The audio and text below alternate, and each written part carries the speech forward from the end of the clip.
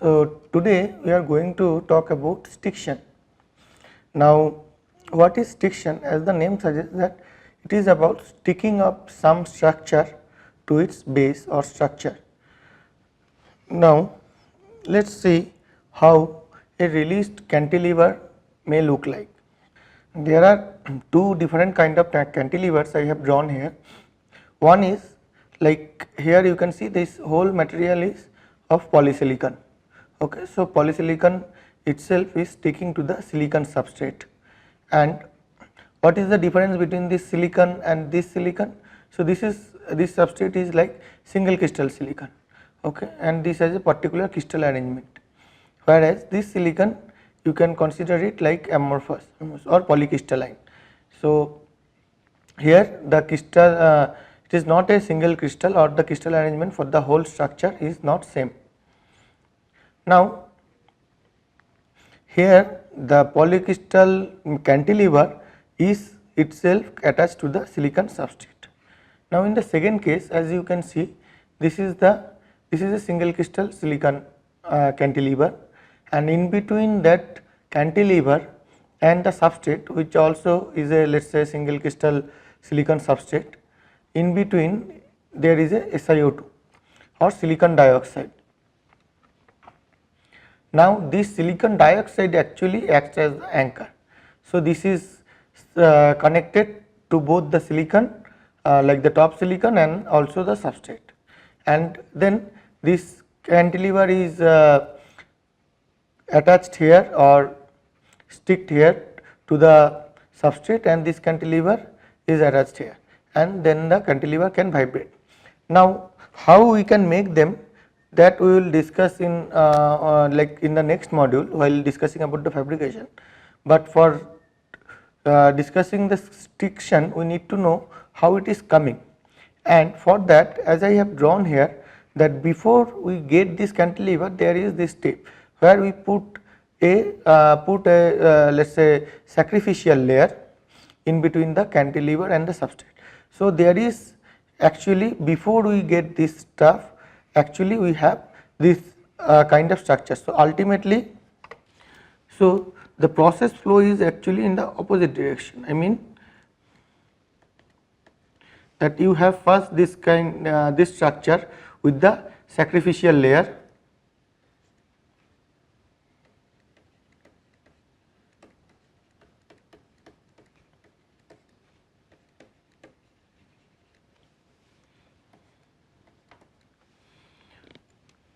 and in both the cases we have the same sacrificial layer, let us say SiO2, but in this case the SiO2 is not removed completely. So there is some SiO2 left at the anchor, whereas in this case SiO2 is released completely. So we have we get this kind of polycrystal silicon cantilever. Now so to release the cantilever, we need to remove this layer, then it will be like floating in the vacuum, right? So how we can do that? So for doing that, what we need to do, we need to etch or remove that layer using HF solution. HF means actually hydrofluoric acid solution. So the freestanding structure, that is our cantilever.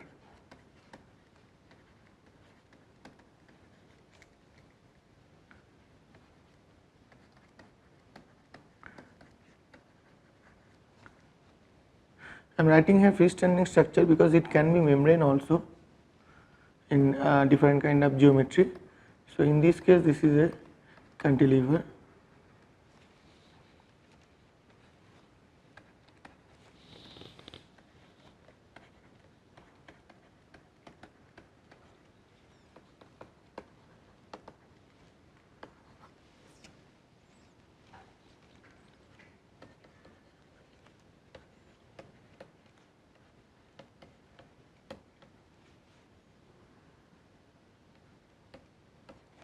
Sacrificial layer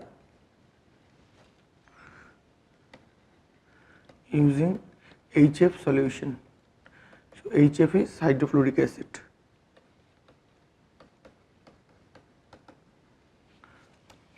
So we call it HF solution, or also BHF or buffer HF, which is used to age silicon dioxide, sorry.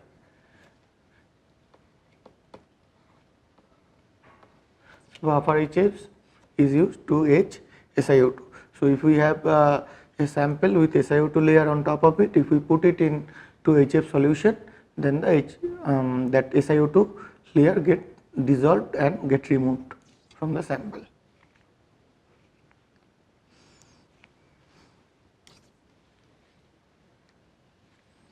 Then after etching that, we directly don't take out the sample from the HF solution, we actually rinse it.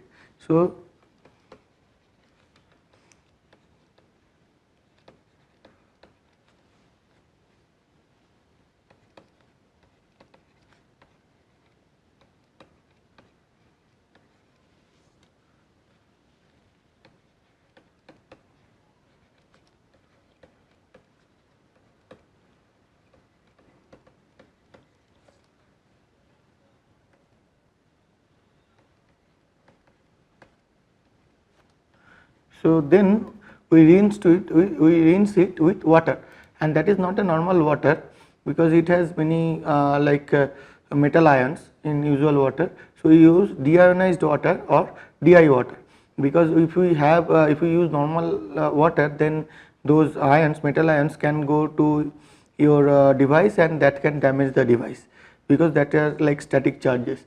So we use deionized water or DI water in short. Then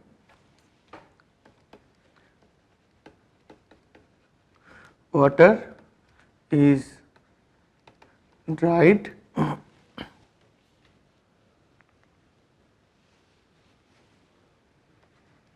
by evaporation.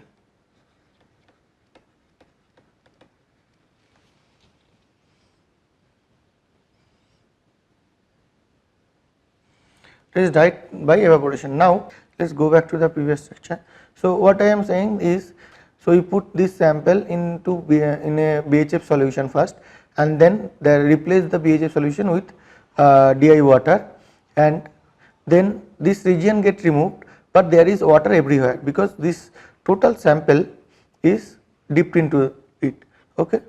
So by the way, these are all are cross sectional images. So cross sectional images of the cantilever. So now you see that the water will be everywhere, in the around like in the gap also, and around the gap, around the cantilever, around the sample, everywhere there will be water. Now while we start actually evaporation drying, then there will be a water droplet which will be trapped in between the cantilever and the cantilever and the substrate. So there will be some water trapped in between this gap. Okay, that will form a water droplet, and because of the capillary pressure or surface tension, this will try to pull the silicon cantilever towards the substrate. Okay, so this water droplet, as it becomes smaller and smaller while drying up, so that will try to pull the cantilever towards the silicon substrate. Now if the cantilever is not stubby enough, I mean if it is long and thin, then there is a chance that it will stick to the substrate, it will get stuck to the substrate. So that is called stiction.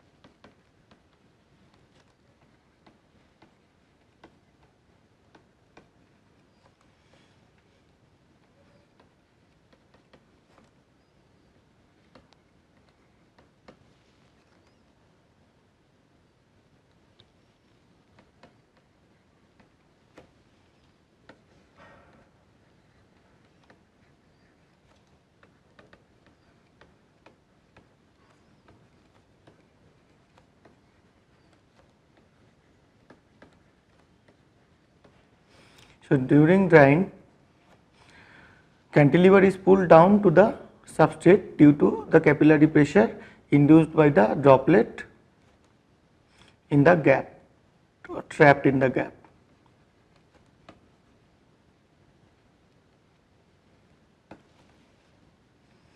And if the adhesion force means which is actually like pulling them together, like the while it is stuck, so the cantilever get pulled down on the substrate, then there is an adhesion force in between the cantilever and the substrate, and if that adhesion force is higher than the restoring force, because the cantilever will try to come back at its normal position. So if the adhesion force is higher than elastic force, means mechanical force, elastic restoring force, because this is the force which is trying to restore the cantilever to its normal position.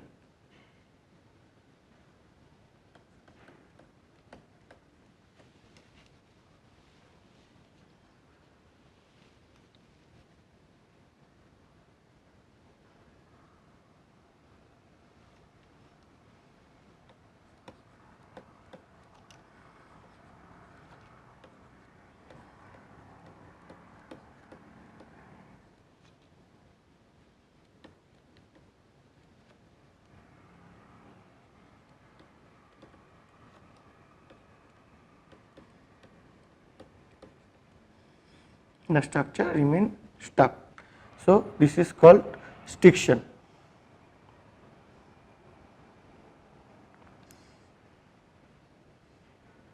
Stuck even after complete drying. Even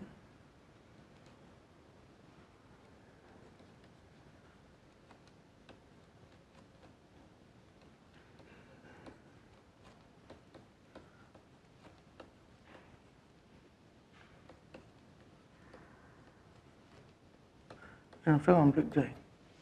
Okay. Now we will see two different cases. The first case is of short cantilever.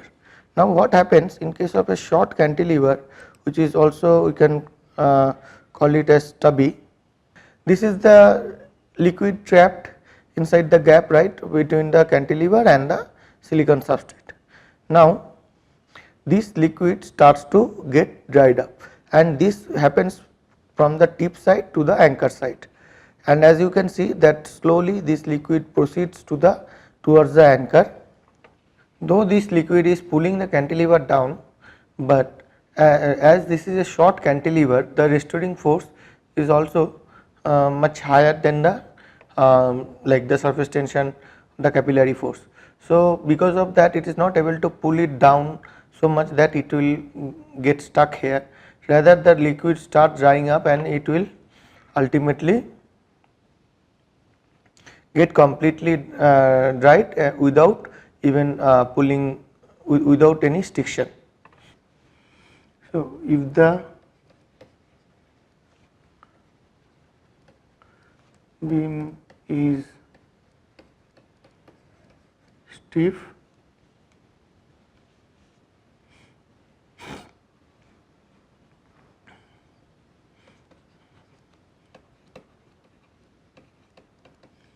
then the cantilever will not bend much, and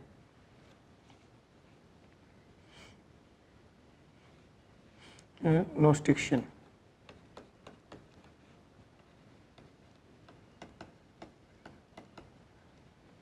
No stiction.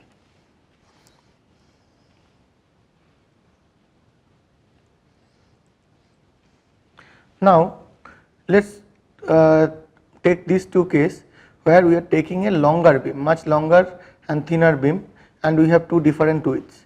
Okay, we have two different widths. So we will see that how the drying happens for these two beam. So, as you can see, as it starts to get drying up, then it forms a kind of neck here. So, in between the tip and the anchor, towards mostly towards the anchor, it forms a neck like this. So, this because of this neck, the water droplet actually gets separated. So, one water droplet forms at the towards the tip side and one water droplet forms at the like the anchor side. Now, that anchor side droplet get dried up, and this has the cantilever is very steep here at the near the anchor, right. So, it will not be able to pull the cantilever down, but the tip side water droplet here, the force required is much smaller than the force required here. So, the this water droplet actually will be able to pull the cantilever down, and then it can get stuck towards the to the substrate. And as you can see here, this droplet, how much will be the area of the droplet, that also depends on the width, because this is ultimately width square. So, W1 square or W2 square, and so the it will be almost, because it usually the droplets starts to form in like spherical shape, and then it will try to take the shape of the cantilever symmetrically. So, it will be almost like square shape, and then it will depend on the width of the cantilever, that how much will be the contact area, and on that contact area actually the adhesion force also is dependent. So, while drying,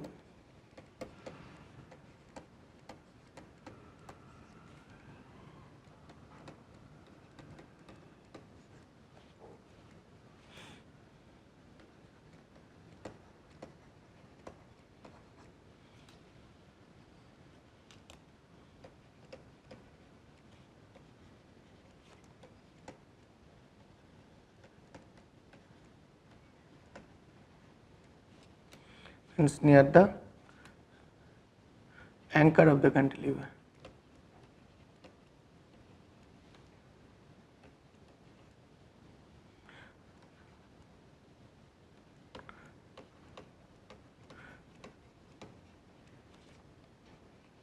Trapped water droplet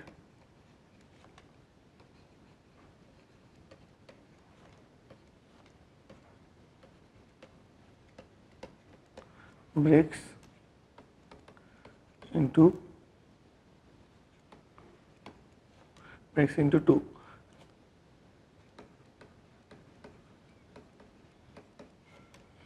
Droplet at the tip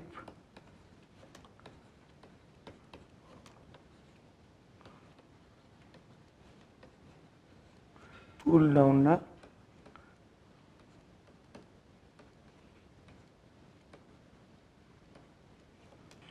and where that beam will bend and get stuck to the substrate.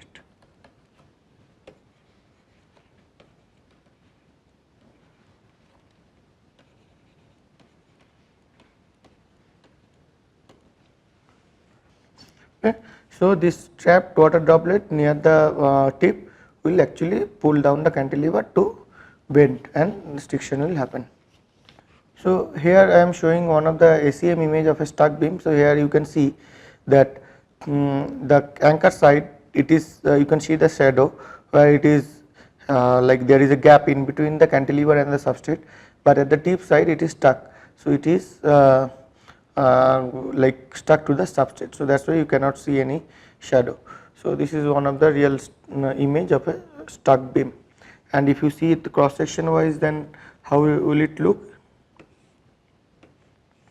So, let us say this is the substrate, and then you have the anchor here.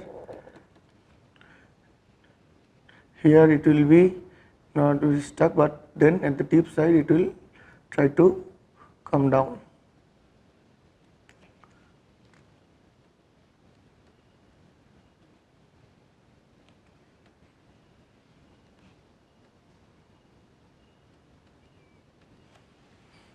Okay. Now, what is stiction? Actually, by name it does mean that static friction.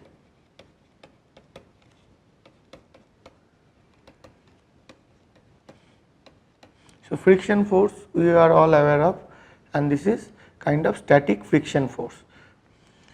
Now, what can be of different reason for stiction? So, one is release stiction.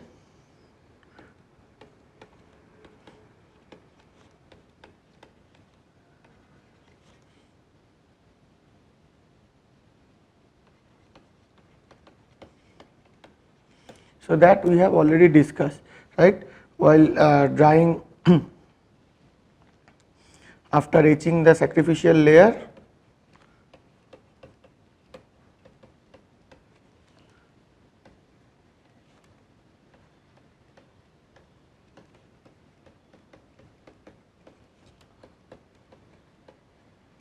After etching the sacrificial layer, then during evaporation drying,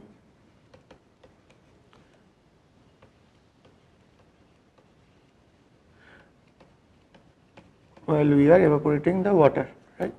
So, during evaporation drying,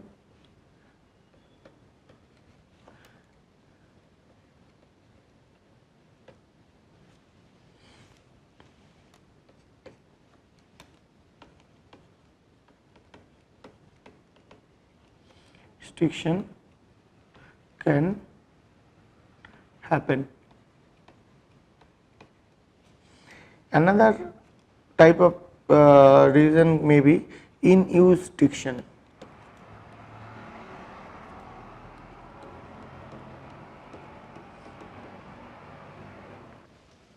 So, in use stiction, let's say you have a now released cantilever. Now it is vibrating, right? It is always like your application is such that it needs to vibrate. Now, while we are electrostatically vibrating one cantilever, let's say somewhere we apply some higher voltage, and because of that it gets pulled in more than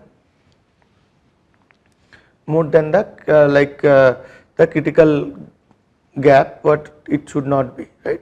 So, if it is more than that, and if it once it touches the substrate, then in that case if the adhesion forces are higher than the restoring force, like more than, let's say, pull in voltage, the more than the pull in voltage the voltage is applied, then once it contact the substrate, if the adhesion forces are higher than the restoring force, then it can get stuck.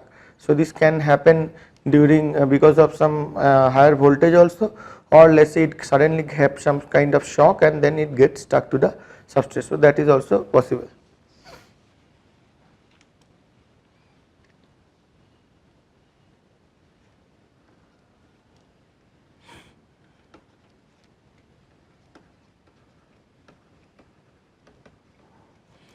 So, that can be because of mechanical shock, then voltage applied,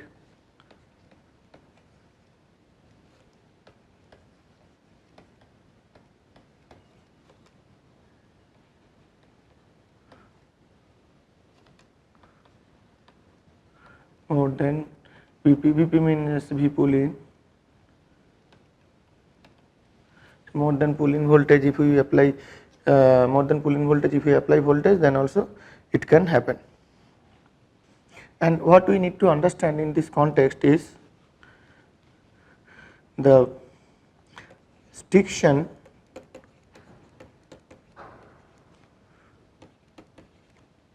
is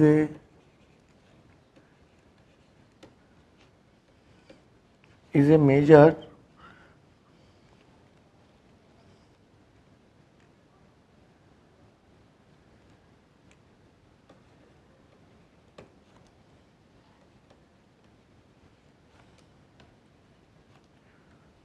failure mechanism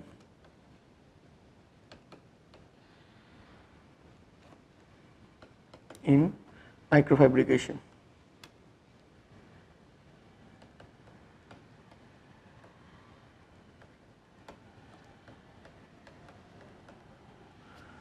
So, this is a major failure mechanism in microfabrication. Now, the question is that how we can avoid or overcome stiction. So, during release mostly, because in use is we have to be careful, we should not give any mechanical shock, or we should not put more more voltage, that we need to be taken care of. But during release, how we can get rid of, because this is an unavoidable situation, right? While we are making these kind of devices, we need to go through that sacrificial air leaching and then washing the sample with water and then drying the water. So we need to do that. But how, what kind of strategy we can take so that the stiction will not happen? So one is use, one point is use low surface tension material.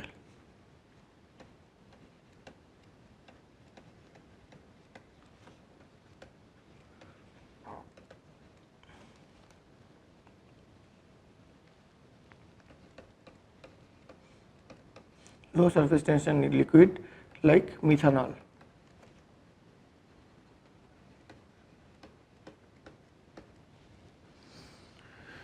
So if we, other than water, if we use actually in the final step, if we use methanol to wash it, then the chances of stiction will be lesser, because ultimately the water droplet is what it is pulling the cantilever down, right? But if it is methanol droplet in place of water, then what will happen? The pulling force will be lesser, because the surface tension of methanol is lesser than water. So it will pull with lesser amount of force. Another option is provide narrow dimples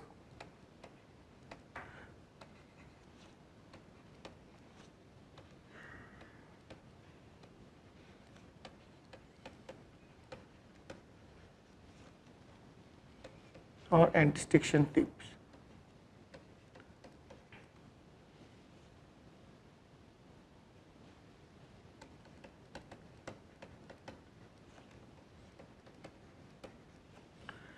So what is that? Let us say this is the, as I was drawing, so this is the substrate, and on top of that you have the cantilever,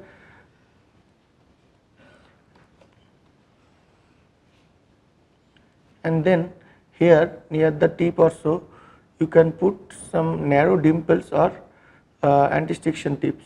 So even if it gets pulled in, the contact area will be very less, because this is just like anti-stiction tips. So very sharp tips, so the contact area will be lesser, and the adhesion force will be never higher than the restoring force. So it will not get permanently stuck to the substrate. Other two techniques are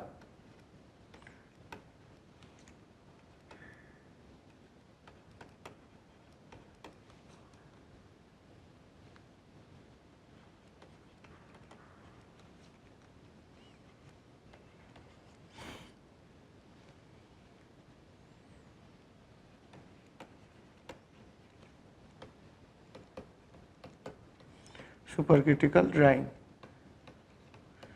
So sublimation and supercritical drying are two different techniques where we do not form actually liquid gas interface, because in sublimation actually the solid material itself directly evaporates without going through the liquid phase. And supercritical drying also is similar technique where we have some kind of liquid going to gas phase directly without going to the vapor phase. So we will discuss about sublimation and supercritical drying later in a little bit of detail. Let us talk about different kind of drying technique. So this is called phase diagram. Many of you are already aware of that.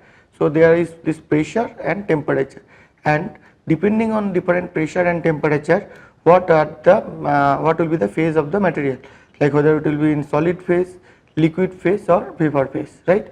So as you can see that as you are increasing the temperature, it is going from solid phase to liquid to vapor, and that is the usual like you are familiar with this phenomena, right? While you heat up the ice, it becomes water, and then you heat up the water, it becomes vapor.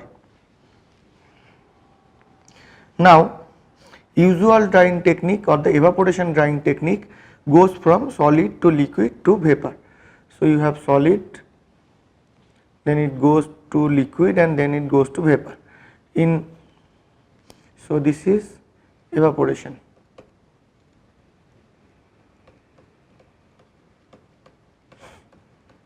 And in this case, the usual technique, the water is in liquid phase. So it is in liquid phase and it goes to evaporation, it goes to vapor phase by evaporation, just by heating it, or like the normal evaporation. As I was discussing the sublimation, there are these materials which can go from solid phase to vapor phase directly. So all this phase is vapor phase. So sublimation happens from solid phase to vapor phase directly without going to the liquid.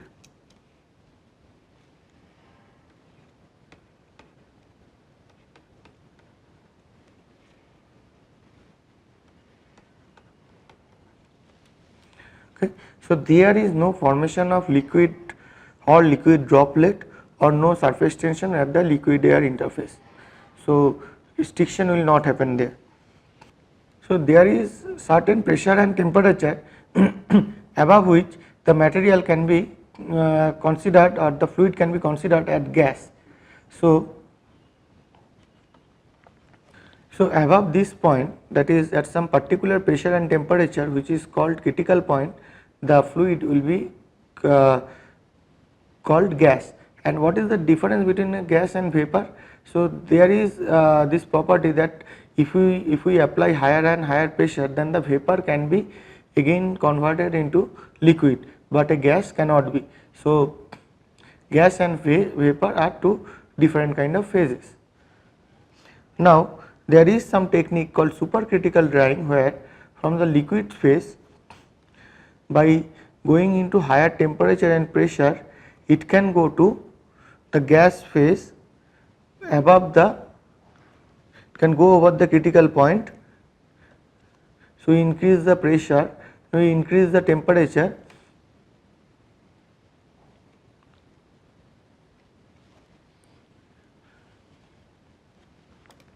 we increase the pressure, then we increase the temperature, and then again we decrease the pressure to come back to the vapor phase. So we totally avoid the liquid vapor interface. So this is called supercritical drying.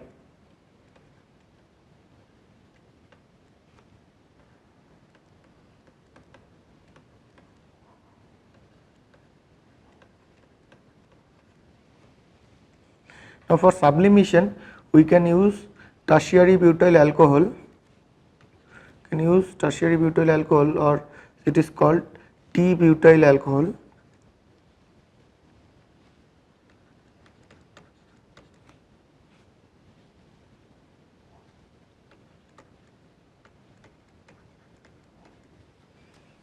And supercritical drying can happen with CO2.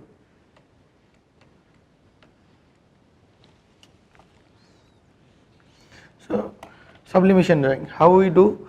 We, after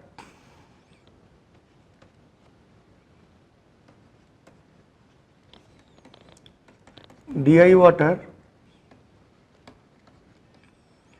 we replace the DI water with methanol. Anyway, it has low surface tension. Then we replace the methanol with this tertiary butyl alcohol, T-butyl alcohol.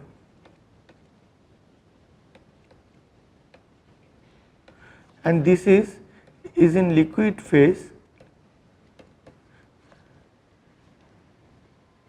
above 26 degree centigrade. So it melts at 26 degree centigrade, and we put liquid tertiary butyl alcohol. So this is liquid, and then we refrigerate it, means we put it in a freezer.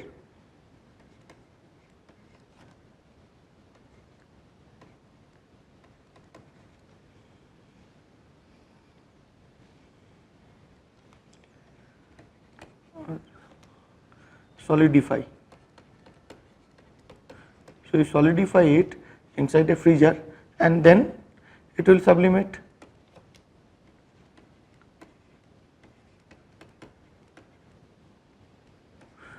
So in this step there is a solid tertiary butyl alcohol or T-butyl alcohol in the gap. So as I was saying that this is a substrate and then on top we have the cantilever, and in between the gap this is the region where the water was forming droplet. Now this is T-butyl alcohol, solid T-butyl alcohol, and that automatically evaporates, like from the solid phase itself it evaporates to the vapor phase. So we do not have any liquid droplet forming or no stiction. And another option or another material we can use is p-dichlorobenzene. This also can sublimate.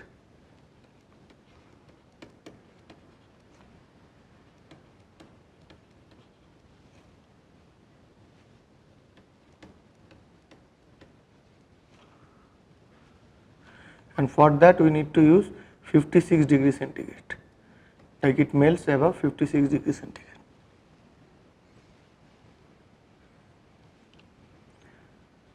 Tm, melting temperature.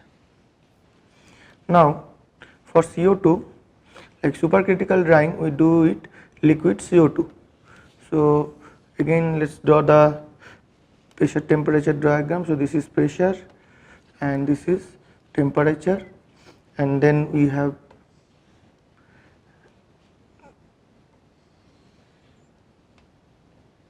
this graph. So let us say this is the critical point, okay.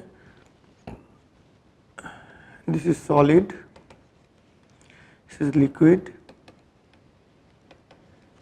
this is vapor,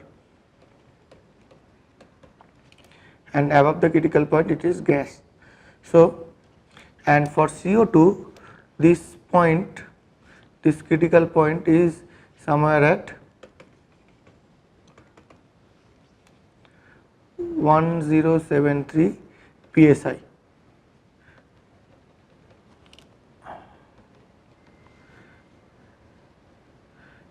This is 31.1 degree centigrade.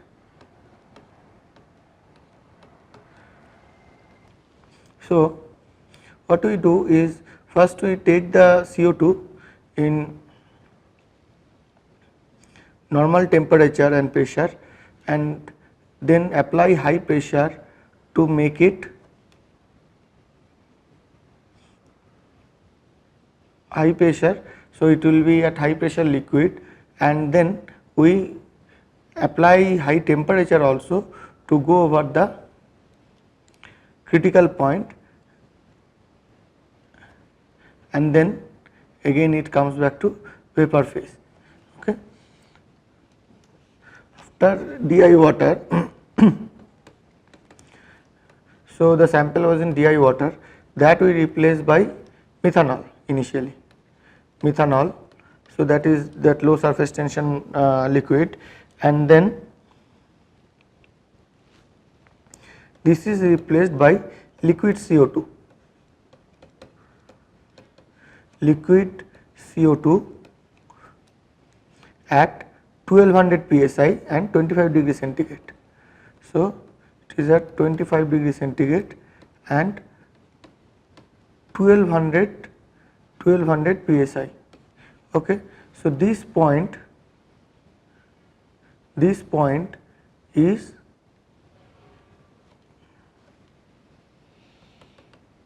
this is 1200. So this was 1073, which is its critical pressure and temperature, and this is, we go above that pressure wise, this is 1200, and this temperature may be about let us say 25 degree centigrade, and then we increase the temperature to 35 degree centigrade.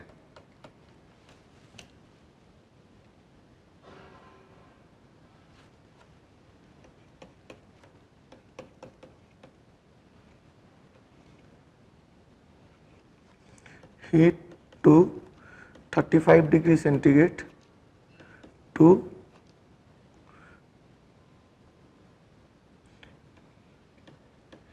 make it gas.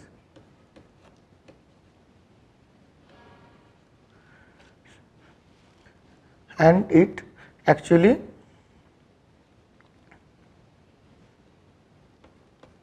exits as gas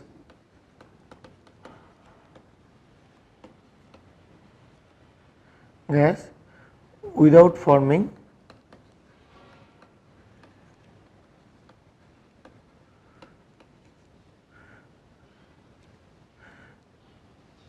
liquid droplet.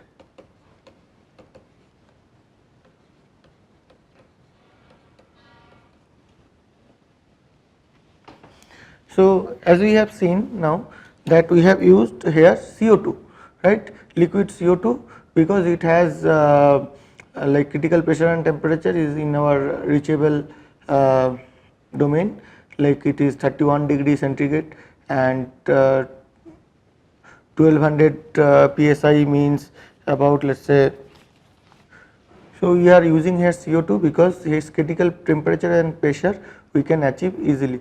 Temperature, critical temperature is 31 degree centigrade, we can definitely go above that, and 1200 psi means about 73 atm pressure, we can also achieve that. So liquid CO2 is used, but there are other materials also, so that we will now discuss.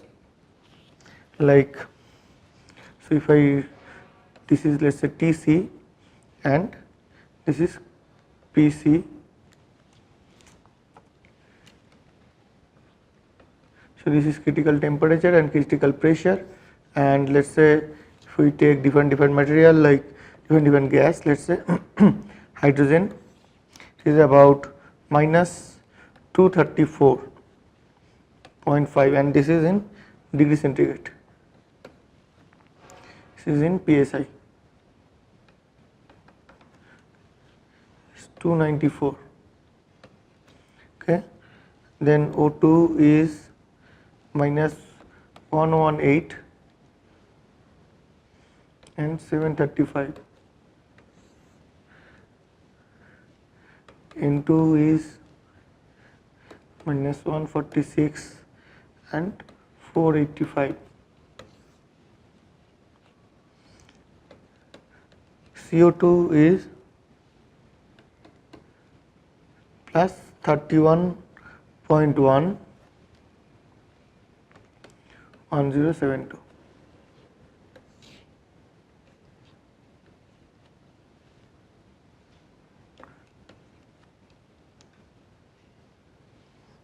Then we have carbon monoxide also, like plus 141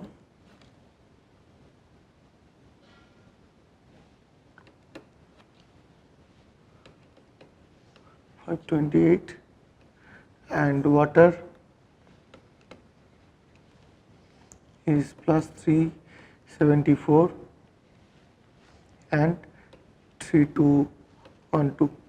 So you see here CO2 is most achievable because the temperature is almost in the our room temperature, whereas for the other, all the other cases it is either very high or very low, so which is difficult for us to get, because initially we have to start below critical point, right, because we need liquid CO2, like that we need here, we need liquid night N2. Liquid N2 also can be used, and it is very frequently used for different purposes, but here liquid CO2 is more preferred.